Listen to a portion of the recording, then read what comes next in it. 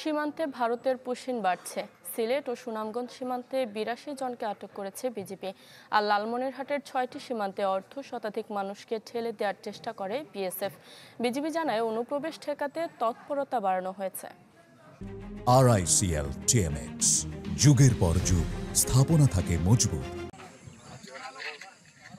এপাশে বাংলাদেশ, ওপাশে ভারত, মাঝে শূন্যরেখা। সেই শূন্যরেখায় কিছু মানুষ ঘিরে স্থানীয়দের শোরগোল, যার সবাই ভারতীয় বিএসএফ এর পুশিনের শিকার। গল্পটা লালমনিরহাট সীমান্তের। বিজিবি জানায় এরা কেউই বাংলাদেশি নয়, সবাই ভারতের আসামের নাগরিক। এজন্য তাদের ফেরত দেওয়ার প্রক্রিয়া চলমান। সীমান্তে কিছু অস্থিরতা দেখে তৎপরতা বাড়ায় বিজিবি। শূন্যরেখায় পতাকা বৈঠকে বসে দুদেশের সীমান্তরক্ষীরা। সিদ্ধান্ত হয় যাচাই বাছাই শেষে সিদ্ধান্ত নেওয়া হবে। বিজিবি জানিয়েছে জেলার ৩ উপজেলার ৬টি সীমান্তে অর্ধশতাধিক মানুষকে পুশিনের চেষ্টা করা হয়েছে। আমরা তো আতঙ্কিত, দেখা যাচ্ছে যে ভোর ৪টা বাজে একদিন ফোন দিয়ে করলো যে ভারত থেকে লোক পাঠাচ্ছে বর্ডার দিয়ে। তাদের যে আত্মীয় স্বজন রয়েছে, ফোন নাম্বার রয়েছে, সব যোগাযোগ মাধ্যম এগুলি আমাদের কাছে আছে। এগুলি আমরা জোগাড় করেছি, আমরা তাদেরকে দিয়েছি।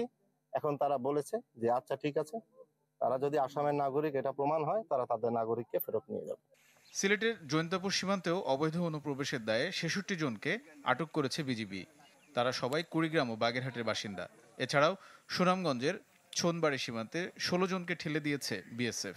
প্রতিনিয়তই জনসংযোগ করছি এবং বর্ডারের ওই পাশে যে সমস্ত তথ্য সেগুলো আমরা কালেক্ট করার চেষ্টা করছি, যাতে করে প্রোঅ্যাক্টিভলি আমরা এটাকে প্রতিহত করতে পারি। বিশ্লেষকরা বলছেন ৫ আগস্টের পর নানা কারণে ভারত বাংলাদেশের সম্পর্কে কিছুটা ভাটা পড়েছে। তবে হুটহাট করে পুশিন কখনোই সমাধান নয়। এক দেশের নাগরিক যদি আরেক দেশের বর্ডারের ভিতর থেকে থাকে, সেখানে আইনগতভাবে তারা ব্যবস্থা নিতে পারে এবং সেভাবে তারা আরেকটা দেশে পাঠাতে পারে। কিন্তু আমরা যেটা দেখছি যে হুট করেই ২০০ টাকা একজনের হাতে ধরে দিয়ে বলছে তুমি চলে যাও বা তোমাকে গুলি করবো, এই যে ফোর্সফুলি, যে এটা সম্পূর্ণ আইন বিরোধী এবং মানবাধিকার বিরোধী আমি বলবো আর কি। সাম্প্রতিক সময়ে বিভিন্ন সীমান্তে বেড়েছে পুশিন ও অবৈধ অনুপ্রবেশ। এ কারণে বাড়তি নজরদারি বাড়িয়েছে বিজিবি। তানিম রহমান, চ্যানেল 24।